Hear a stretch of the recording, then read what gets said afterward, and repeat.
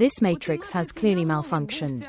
Giorgia Meloni talks about extending NATO's fifth article to Ukraine, and Donald Trump's administration accuses Biden of destroying 150 million laying hens. They claim that this is the reason they're having problems with eggs. The extension of the same protection to Ukraine that NATO countries have would undoubtedly be much more effective, although it would be something different from NATO membership. I believe it would be a stable, lasting, and effective security guarantee, far better than some of the proposals I've seen. Sending indefinite military contingents, whether British or others, is the most difficult and possibly the least effective solution. I've spoken about this, repeated it, and also ruled out the possibility of Italian troops being deployed in this context. Hello, my name is Katerina Soler, and here won't be usual countdown of time, because here as in a vacuum, only one time is frozen 24 hours left. 24 hours in which Trump and Putin, no matter how many times they multiply the food product by 2, it doesn't make them any braver. Unlike the Prime Minister of Italy, Giorgia Meloni, who proposed extending the scope of Article 5 of the North Atlantic Treaty to Ukraine without its official NATO membership. She suggests extending Article 5 if opposed to Ukraine joining NATO. Meloni has proposed a real formula. She says, let's not have Ukraine join NATO, no need for that. But Article 5, we will all defend them. Together with the states, with Europe, all together. They stand for principles, they don't have an egg shortage, they're all strong, powerful, and great. Now, everyone seems to be retreating, some staying silent. Financial Times reported it yesterday, but now everyone is silent. We've already gotten used to it, because supporting Ukraine in words is always much more productive than in actions. But to be fair, let's say that Europe has woken up and is ready to rearm. All 27 EU member states praised the Rearm Europe program, which will allow Europe to spend €800 billion on its defense. Hungary and Slovakia even signed this document. This was shared by the head of the European Commission, Ursula von der Leyen. The final communiqué states that the European Union will accelerate the mobilization of the necessary tools and funding to strengthen security in Europe. The EU will strengthen its overall defense readiness, reduce its strategic dependence, address critical gaps in capabilities, and, accordingly, strengthen the European defense, technological, and industrial base across the Union. In order to better supply equipment in the necessary quantities and at an accelerated pace. Several EU member states committed to allocating up to €15 billion in additional aid to Ukraine after the European Council meeting. Also, the UK, which has found an alternative to Starlink for us and promised to share intelligence data. This, of course, isn't the full version we received from the United States, but still, it's not nothing. Especially since, as our defenders say, the US may have provided us with expanded intelligence data. But at the same time, our enemies somehow learned about our counteroffensive actions at a time when no one should have known about them. So, maybe it's for the best. For example, the counteroffensive at the beginning of the summer in Zaporizhia.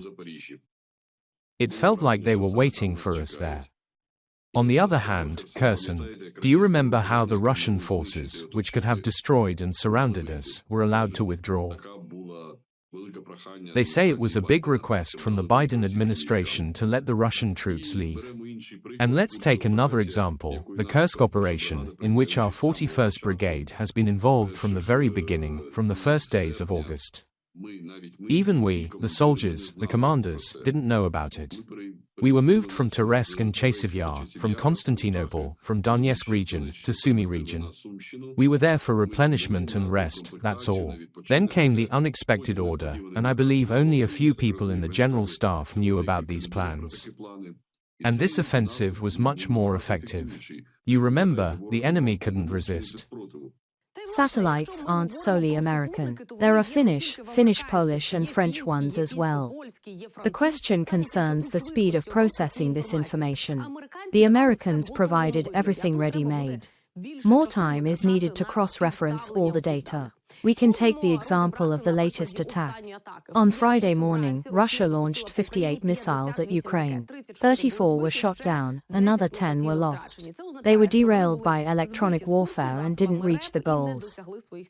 Ukraine was also attacked by 194 drones, which were also shot down, and some of them were lost. The head of the main intelligence directorate, Kirilo Budanov, reported on February 23 that strategic bombers were loaded and ready to take off. Mykolaiv Zvanyuk also warned of the upcoming shelling on Tuesday, although at that time, no data was being passed to us.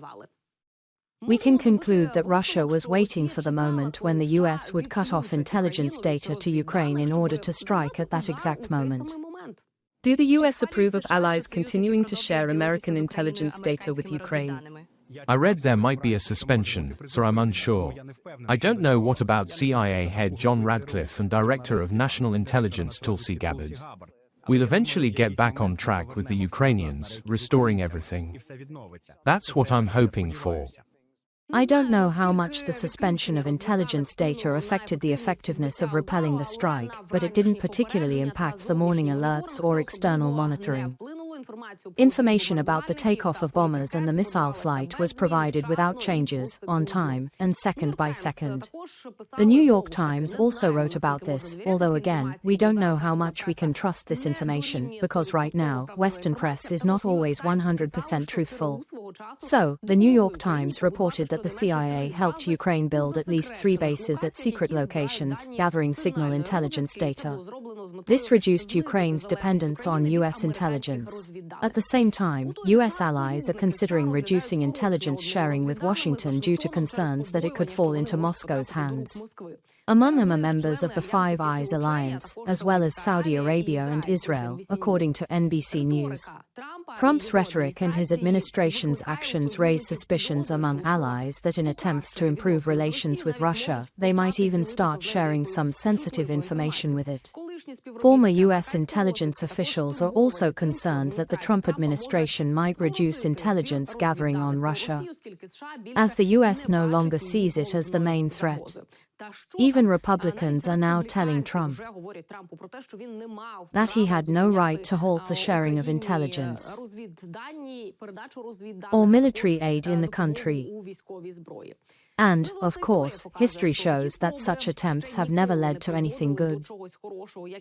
Just like numerous efforts to reset relations with Russia.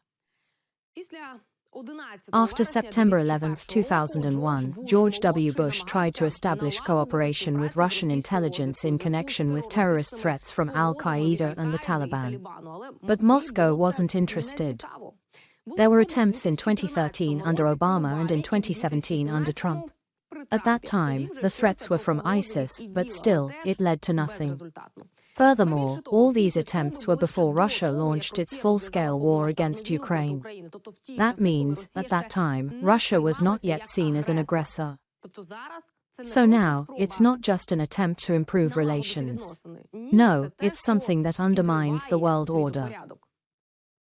This is not just the axis of evil trying to revise the world order. The United States is destroying the world order. It's clear that the White House has called into question the unity of the entire Western world. And now Washington is trying to delegate security issues to Europe without the participation of the US. It's also clear that Washington's failure to recognize Russia's aggression is a new challenge not only for Ukraine but for Europe as well. So, this is enough to understand that it's no longer just Russia and the axis of evil trying to destroy the world order, but the US is actually finalizing its destruction. Many found it, to say the least, strange this week, especially the statements by Marine Le Pen and Farage condemning Trump for his refusal to help Ukraine. Both are far-right, and both are from Putin's camp. But, as it turns out, it's quite simple. Both received data from the latest public opinion survey, which showed that the general attitude of citizens in France and the UK, and most importantly, the attitudes of their voters towards Ukraine, is very positive. Since both are populists, they quickly switched sides, changed their tune, and suddenly started singing a pro-Ukrainian song. So, honestly, I wouldn't be surprised if, after seeing this kind of polling data, Trump himself changes his stance to a more pro-Ukrainian one. Because right after his inauguration, his ratings started to fall sharply, and his approval ratings began to drop. No matter how much Trump claims to support Zelensky, with only a 4% approval, the numbers tell a different story. The level of trust among Ukrainians in President Zelensky, against the backdrop of deteriorating relations with Trump's administration and the dispute in the Oval Office, has risen from 57% in the first half of February to 68% in early March, according to KMIZ. Also, in all regions of Ukraine, the situation is quite similar, and the trust-to-distrust balance is positive. Trust in the president is slightly lower in eastern Ukraine, but even in that region, the majority trusts Zelensky, with 60% trusting and 36% not trusting. In other regions, west, center, and south, 60 to 69% trust Zelensky, and 28 to 30% do not. So, we're expecting similar polling results in the US because, right now, it seems that even though Trump's team is negotiating with other presidential candidates in Ukraine, and even despite Trump's inadequate position, Trump is rejoicing, saying, "The agreement is coming closer. I've made it so that Ukraine has no choice. Thank you, Donald Fredovich, for such help, for bringing peace through strength. You're hitting those who are defending freedom. This is what they fought for, what they voted for." And today, there was a very devastating strike on Ukraine's gas infrastructure. Yesterday, a hotel with foreigners was shelled. Well, it looks like Trump is bringing peace in his own way. A true peacemaker, a true future contender for the Nobel Peace Prize. Volodymyr Zelensky and his ratings are also staying afloat. The president announced that the Ukrainian and US teams have resumed their work and expressed hope for a meaningful meeting next week. Around Tuesday or Wednesday, Rubio, Waltz, and Witkow, the same team that met with Russia, will meet with the Ukrainian negotiating team in Riyadh, which will include Yermak and also Ukraine's Minister of Foreign Affairs, Andriy Sybiha. According to Fox News, a resource agreement may also be signed. The US wants Ukraine to agree to a ceasefire before signing this resource agreement, according to Bloomberg. However, Trump doesn't like that. Amid these very negotiations, Russia is shelling Ukraine. And, in fact, Trump intends to achieve a ceasefire. Although how he plans to do that with Putin remains unknown. So far, he has threatened sanctions.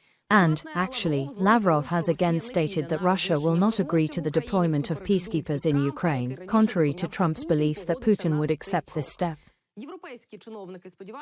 European officials hope that if Russia rejects peacekeepers in negotiations, Trump will finally understand where the real problem lies. However, there are concerns that Trump may simply back down, and any fragile ceasefire will collapse. I could continue with my own words here. But former Lithuanian Foreign Minister Gabrielius Landsbergis wrote a wonderful post about how the Trump-Putin pact most likely already exists, and we have to act accordingly. There are things we can never change with nice words or a well-tailored suit. If this bothers you, you should understand where Trump's tactics come from Russia. The fact that military aid to Ukraine might have been reduced before Zelensky's meeting with Trump in the Oval Office and only later restored should serve as an example of the current thinking in Washington. Trump yearns for an agreement with Putin. Putin asked for concessions, and concessions were promised. We may not know the full extent of these promises, but we have to be prepared for anything. Ukraine's sovereignty, military support, security guarantees, and political future may already have been handed over in exchange for the agreement with Russia that Trump is seeking. But since an open sale of such kind to Putin seems politically unacceptable, the administration will use all means to cover its tracks. Hence the agreement on rare earth metals. It's not about minerals, elections, or anything else, it's about submission. In 1939, when the Soviet Union signed a mutual assistance pact with Lithuania and stationed 20,000 of its troops there. A year later, the Soviets claimed an incident involving several Soviet soldiers as a pretext for an ultimatum. The Soviets demanded the resignation of the Lithuanian government within 48 hours or capitulation to occupation. But by the time the foreign minister received this ultimatum, Soviet troops were already approaching Lithuania's border. The occupation was a done deal, but back then, we didn't know that everything had been secretly agreed upon in the Molotov-Ribbentrop Pact. Today, we have no excuse for such naivety. One can confidently assume that the Trump-Putin pact already exists, and we must act accordingly. Donald Trump has been in office for just over a month. During this time, he has threatened Greenland, Canada, China, Ukraine, and now Japan, all countries that the US has guaranteed security to. Something familiar, right? It seems that there is no more security in the world. But Trump will leave in 4 years, and we will remain here, standing on our land, for our principles and beliefs, with a heightened sense of justice. With what our defenders will bring back from the front. Support the military, believe in victory, and let the world know who didn't let the world order fall. And based on the fact that Russia is now exerting extreme pressure on Ukraine on the battlefield, I'm considering the possibility of implementing widespread banking sanctions. Sanctions and tariffs against Russia will not be imposed until a ceasefire and a final peace agreement are reached, Trump wrote on his social media. Russia and Ukraine, sit down at the negotiating table. Right now, before it's too late. Thank you, wrote Trump. I'll say that thank you is not enough, because in reality, our armed forces of Ukraine are now holding back the enemy's advance like never before, and in some areas, the enemy is even retreating. Yes, we have problems in the Kursk direction, but it cannot be called catastrophic. So, Donald Trump seems to be overplaying this one too. Trump promised to end the war in 24 hours. But we didn't specify which day. Indeed, no one said when those 24 hours would start. But the countdown of them has already begun.